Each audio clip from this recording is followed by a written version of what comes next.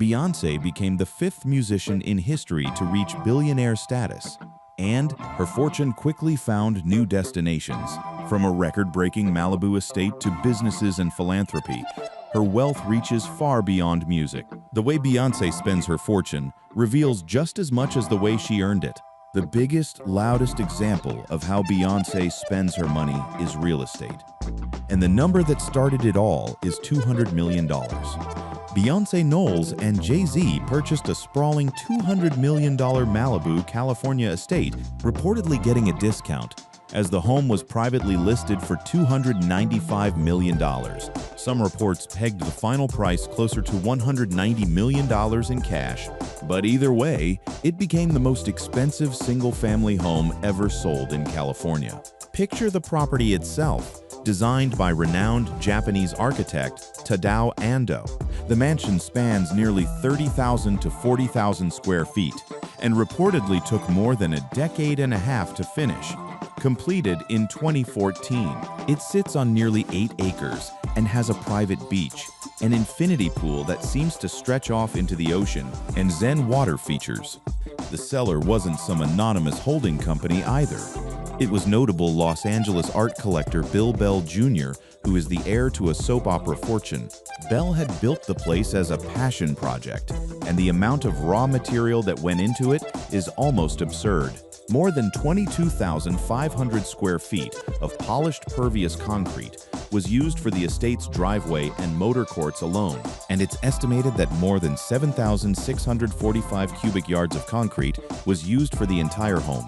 Here's the part that makes it a real record, and not just a big number. It beat out actual tech money. The purchase surpassed the $177 million sale of the house next door in 2021, bought by investor Mark Andreessen and his wife, Laura Arrillaga Andreessen, a married couple who make their fortune from pop songs and rap albums, outbid a venture capitalist on his own street. And the deal moved fast and quiet. The A-list couple closed the deal on the 30,000 square foot waterfront mansion in an area overlooking the Pacific Ocean, known as Billionaire's Row, marking a new record for the most expensive home ever sold in the state. Now, this wasn't their first rodeo in luxury real estate, and understanding what came before helps explain why this purchase didn't even blink their finances. The power couple purchased a Bel Air mansion for $88 million back in 2017.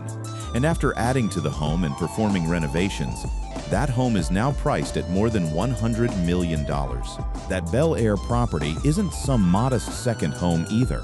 It's a 30,000 square foot ultra-modern estate with 8 bedrooms and 11 bathrooms, designed by Dean McKillen, featuring 4 outdoor swimming pools, a spa, a wellness center, a media room, multiple outdoor entertaining areas, a 15-car garage, a full-sized basketball court, and staff quarters, all of it spread across 6 interconnected structures.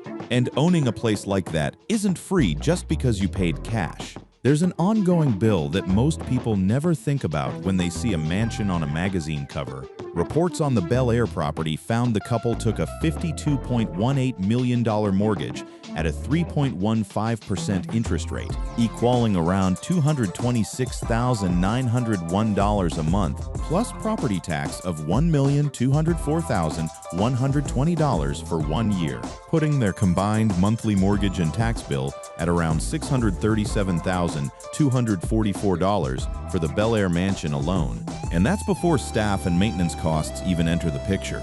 A full-sized basketball court and 4 pools don't clean themselves. So why keep adding houses instead of just living in one? Because for this family, real estate isn't decor, it's a strategy. As one property outlet put it, Beyoncé and Jay-Z don't collect real estate willy-nilly the way some billionaires do. They curate, and what their portfolio lacks in quantity is more than made up for in ultra-prime locations, jaw-dropping price tags, and architectural significance. Every home is signed by a name architect. Every home sits in a location that can't be replicated. That's not spending money. That's parking it somewhere that keeps climbing in value while you live in it. Add it all up and the couple's holdings stretch far beyond just 2 headline mansions. By recent counts, the figure accounts for her music earnings, touring revenue, business ventures, and her share of a $500 million real estate portfolio with husband Jay-Z, $500 million in property. And the Malibu estate alone makes up nearly half of that on its own. There's also a symbolic detail that real estate watchers love to point out. The Malibu compound wasn't just any listing. It had been floating around the ultra-luxury market for years, quietly out of public view. It was quietly shopped off-market for $295 million before the Carters came along. Somebody had already tried and failed to sell this place at that number for years. Then Beyoncé and Jay-Z walked in, and within weeks it was theirs, at a price tens of millions below the ask. That's not impulse spending. That's the kind of negotiating power that comes from being able to write a check that big without touching a loan. And this is where the story of how Beyoncé spends her millions already starts pointing somewhere specific. It's not yachts. It's not private islands. It's concrete, glass, oceanfront acreage, an architecture that will still be standing and appreciating in 50 years. Which brings us to the next place all that money actually starts. Not the spending side, but the earning side, because you can't buy a $200 million house in cash unless the machine generating that cash is running at full volume. And that machine has a name, the tour. If the houses are where the money goes, the tours are where the money comes from. And the two feed each other in a loop that keeps getting bigger. Let's put real numbers next to this, because they're staggering even by pop star standards. Start with 2023.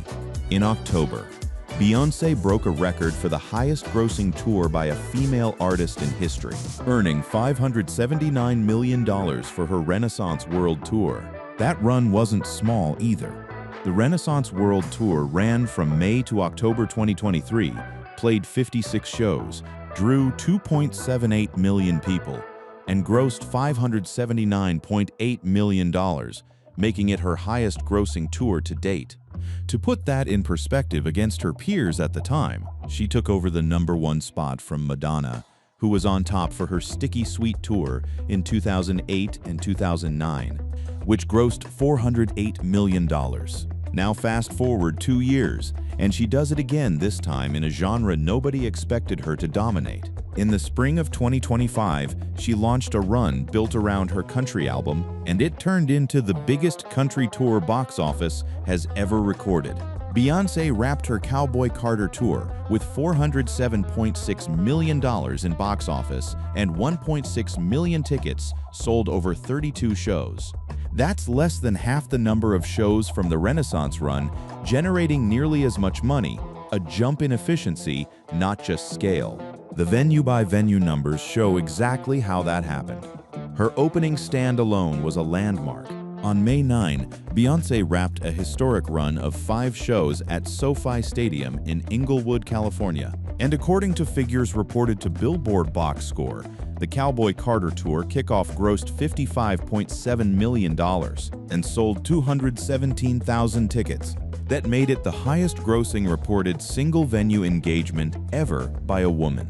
Then she topped even that on the East Coast. Her 5-night run at East Rutherford, NJ's MetLife Stadium, grossed $70.3 million and sold over 250,000 tickets, becoming not only that venue's biggest engagement ever, but the highest-grossing reported stadium run on a single tour ever. Across the pond, London delivered similar numbers. 6 nights at London's Tottenham Hotspur Stadium brought in $61.6 million and exceeded MetLife in ticket sales with 275,000 tickets. The per-show math is what really tells the story of how efficient this operation has become. On a per-show basis, Beyoncé's 2025 dates score the highest average gross of $12.7 million, an average attendance of 49,900 tickets. Nearly $13 million every single night, night after night, for months. That's not a concert, that's a factory. And crucially, none of that money gets split the way it used to be split for artists a generation ago. This is the detail that explains why her wealth jumped so fast in such a short window. Impact Wealth noted a 48% surge in her wealth following the tour, pushing her valuation from $680 million in 2023 to $1 billion by early 2026, underscoring the importance of live events in her financial strategy as she retains 100% of touring profits through her company, Beyoncé Live, Inc. Most touring artists hand a cut to promoters, labels, and middlemen at every stage. She doesn't. Every dollar that comes through the turnstile funnels back to her directly. Zoom out across her whole touring career and the number gets almost hard to process. Beyoncé's Cowboy Carter tour grossed $407.6 million, bringing her career touring total to $1.75 billion and putting her within reach of the rare $2 billion milestone. $1.75 billion just from tickets, just from her own solo touring history, not counting Destiny's Child, not counting joint tours with Jay-Z, not counting merchandise or sponsorships riding alongside those shows. Speaking of sponsorships, the tours don't travel alone. Lexus hit the road with Beyoncé's Renaissance World Tour alongside her Baygood Foundation as the exclusive automotive partner of the US leg of the tour. That's brand money layering on top of ticket money, all flowing through the same machine. So here's the loop. The tours generate more cash in a single summer than most companies see in a decade. That cash buys the concrete mansions. The mansions appreciate and become collateral, or in some cases get partially mortgaged to free up liquidity for the next venture. And the next venture is where things get interesting, because touring isn't the only lane she's driving in anymore. She's not just an artist collecting a check. She's become the owner of an entire shelf of consumer products. And that shelf is where her spending habits start looking less like a celebrity buying things and more like a founder building things. Touring money is finite. You can only play so many stadiums in a year. So the next question for anyone trying to build lasting wealth is, what do you do with the cash once the tour ends? For Beyoncé, the answer has been to keep launching companies and to insist on owning them outright rather than just lending her face to somebody else's brand. Start with the oldest thread. Back in 2016, she planted a flag in fashion. In 2016, she launched Ivy Park, an athleisure line that she managed through Parkwood Entertainment, her management company which collaborated with Topshop and later Adidas. That wasn't her first brush with clothing either. In 2004, she and her mother helped establish the House of Darion, a ready-to-wear fashion line that found great success through its junior line. So the instinct to build outside of music has been there for 2 decades. It just accelerated hard in the last few years. 2024 turned into an avalanche of new ventures, almost one every few months. It started with hair. On February 20, 2024, Beyoncé expanded her business ventures by launching her debut haircare line, Secred. This one wasn't just a licensing deal with her name slapped on a bottle. It was personal. For the multi-Grammy-winning artist, her haircare line was more than just a new product. It represented a personal choice rooted in her own haircare experiences, with origins connected to headliners, the family salon her mother, Tina Knowles, previously owned. The salon her mother once ran became the origin story for a haircare company built with her mother right there alongside her. By the time the line had been out for a year and a half, the results were already showing. Nearly a year and a half after its launch, Secred has established itself as a leading brand and stands out in a crowded market. It wasn't a novelty purchase from fans buying out of loyalty. It had genuinely carved out shelf space against companies that have been in the haircare game for decades. Then came fragrance, timed right at the peak of her touring calendar. During the peak of her Renaissance World Tour in 2023, she introduced C Noir, a fragrance brand. A year after that came a second scent line, and fans on social media noticed the pattern of new product drops landing almost back to back. Last year, after the singer announced her new perfume line, Silhouette, which came shortly after Sir Davis and her haircare brand, Secred. Many fans began to joke about the product prices, poking fun at going broke, trying to patronize their idols' brands as well as purchase tickets for her tour. And then there's the whiskey, arguably the most personal launch of them all, because it's not about a fashion trend or a beauty routine, it's about family history. Named after Beyoncé's paternal great-grandfather, Davis Hogue, a Texas farmer and moonshiner during Prohibition, Sir Davis was created as a tribute to her family history and love of whiskey, developed with renowned whiskey maker Dr. Bill Lumsden and master blender Cameron George. The blend itself borrowed techniques from across the world, featuring a rye-forward mash bill and a finish inspired by Japanese and Scottish whiskey-making traditions. And unlike a celebrity vanity project that shows up in stores and disappears, this one earned real respect inside the industry before the public ever got a taste. The whiskey, which is finished, blended, and bottled in Texas, won multiple industry awards before it was even released to the public. The launch itself came with major backing. She didn't build this one alone.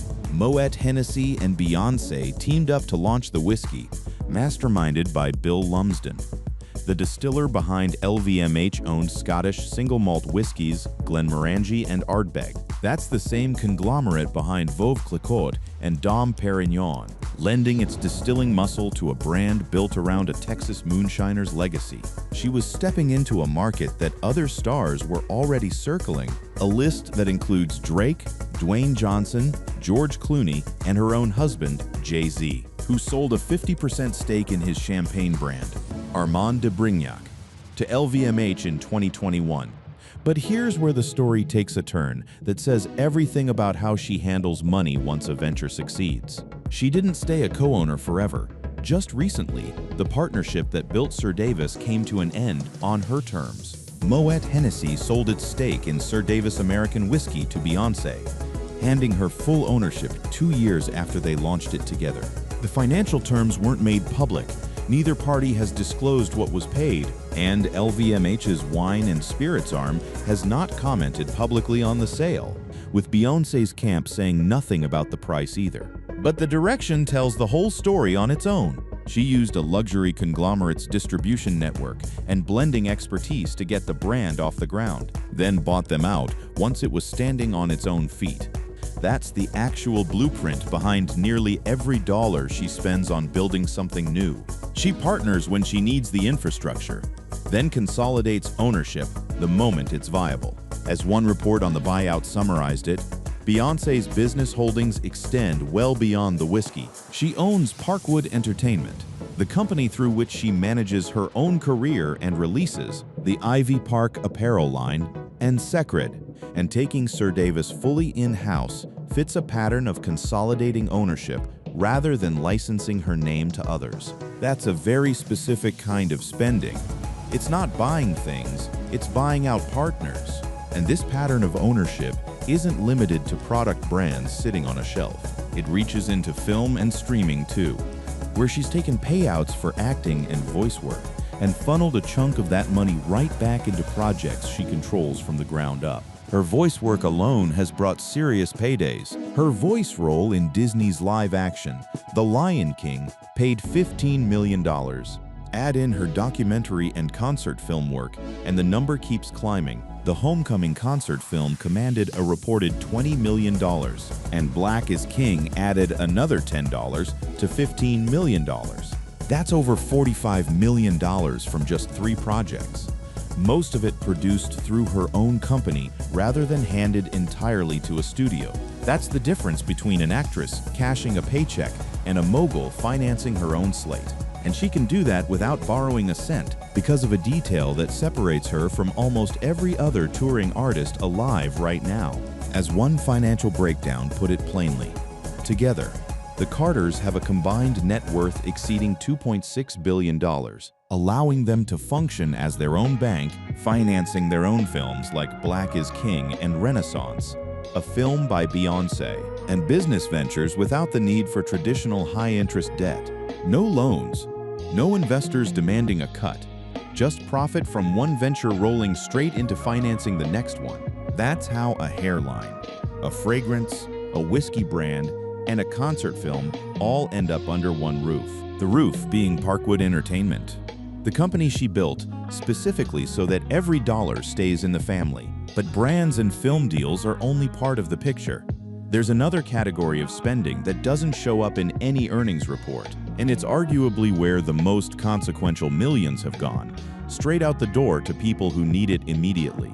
Everything so far has been about money coming in and money getting reinvested into things that make more money.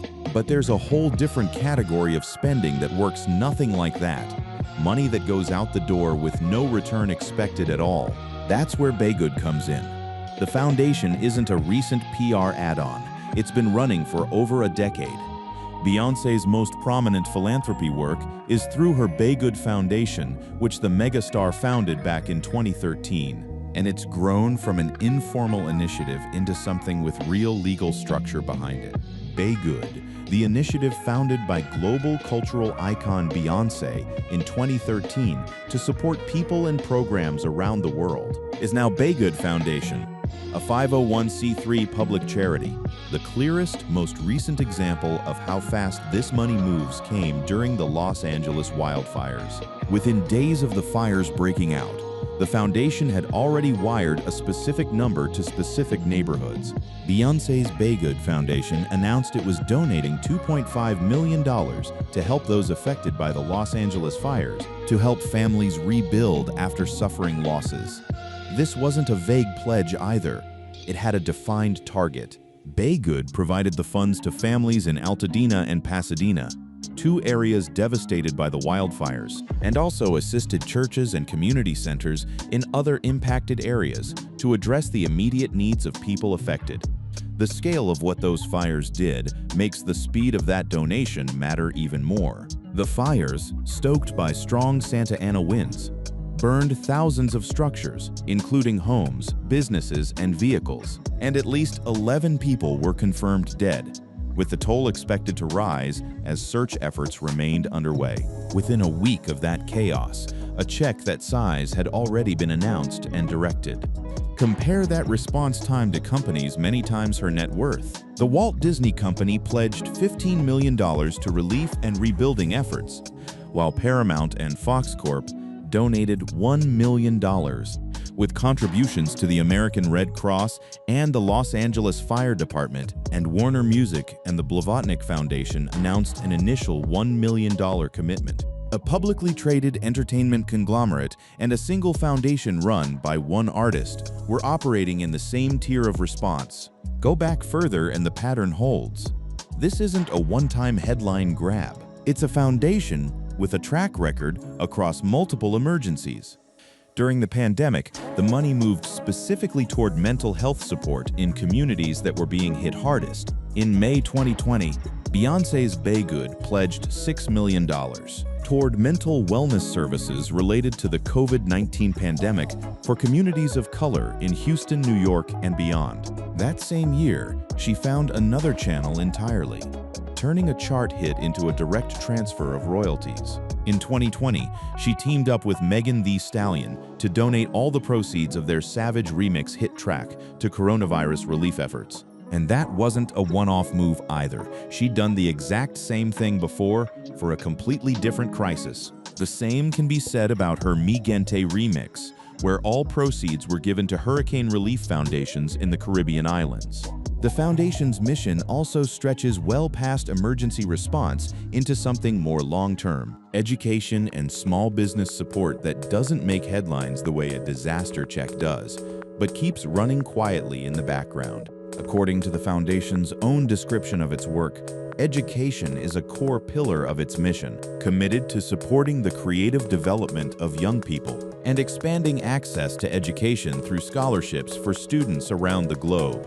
On the economic side, the foundation has built out infrastructure specifically for entrepreneurs who lack access to capital. A lack of access to resources like business capital and income can create barriers to prosperity and opportunity. So Beygood aims to make an impact by providing small business owners with the knowledge and tools they need to succeed and build a stronger economic future. There's also a piece of her giving that predates Beygood's charity status entirely, going back to a partnership she built with two very different names in fashion and film. Beyoncé co-founded Chime for Change with actress Salma Hayek and the Italian fashion brand Gucci, a global campaign to raise funds and awareness for girls and women around the world. 2 decades of headline tours and product launches, and running alongside all of it the entire time, this thread of direct giving never stopped. And that's really the shape of it. Half the money she earns from stadiums and product lines goes into buildings and businesses that grow. The other half, when disaster hits or a community needs it, goes straight out the door within days. No return expected, no headline demanded. That's a spending pattern most billionaires don't bother with at that speed. Which leads to the final piece of this story. What all of this actually adds up to, and where it leaves her now, that the number everyone's been watching for finally arrived. So here's where the money trail lands. Every stadium tour, every hair care bottle, every wildfire donation, every concrete mansion, it all funneled into a single milestone that took her entire career to reach. The month that changed her official status was December. She reached billionaire status in December 2025 when Forbes added Beyoncé Knowles Carter to its billionaires list, making her the 5th musician in history to cross that threshold, joining Jay-Z, Taylor Swift, Bruce Springsteen, and Rihanna. Different outlets frame the exact figure a little differently. Some trackers put her closer to $700 million, others near $1 billion. But the Forbes number is the one that carries the most institutional weight, and it landed right around approximately $1 billion according to Forbes, a figure propelled by her diversified empire spanning music, live performances, endorsements, entrepreneurial ventures, and savvy investments. What makes that number matter isn't just the size of it, it's how she got there compared to everyone else on that short list. Springsteen sold his masters outright. Other artists on that billionaire list built their fortune by licensing their name to somebody else's company and collecting a fee. She did neither. What made the announcement interesting was how she got there, not by selling her catalog like so many of her peers, not by licensing her name to a corporate conglomerate, but by building a vertically integrated empire where she controls every revenue stream from the studio to the shelf. Put next to her husband's fortune, the household number gets almost hard to picture. Combined with Jay-Z's estimated $2.5 billion fortune, the Carters' total wealth sits around $3.5 billion. For context, that exceeds the combined net worth of Oprah Winfrey and Taylor Swift. Two people under one roof worth more than two of the most powerful women in entertainment combined. And the jewelry and personal items sitting in that Malibu mansion tell their own small story about where discretionary spending goes once the big structural purchases are handled. Jewelry and fashion items total $50 to $100 million, including the 128-carat Tiffany diamond valued at $30 million, which she wore as only the 4th person ever to do so, alongside a collection of Birkin bags, each worth $1 to $2 million, and custom Lorraine Schwartz pieces, such as her $5 million engagement ring. A diamond so rare that only 3 people before her had ever worn it in public. That's not a purchase decision most people ever get to make in their lifetime, let alone casually mention it happened once. Even her most personal appearances have turned into business events. Just months ago, she stepped into a role that's normally reserved for fashion industry insiders rather than musicians. And it says something about how far her influence now stretches beyond music entirely. On May 4, she co-chaired the Met Gala alongside Nicole Kidman and Venus Williams, marking her first appearance at the event in a decade away from fashion's biggest night, and she came back running it. What's left now is the open question every mogul eventually faces once the billion-dollar marker is behind them. What's next? The whiskey brand just went fully independent. The hair care line is still climbing.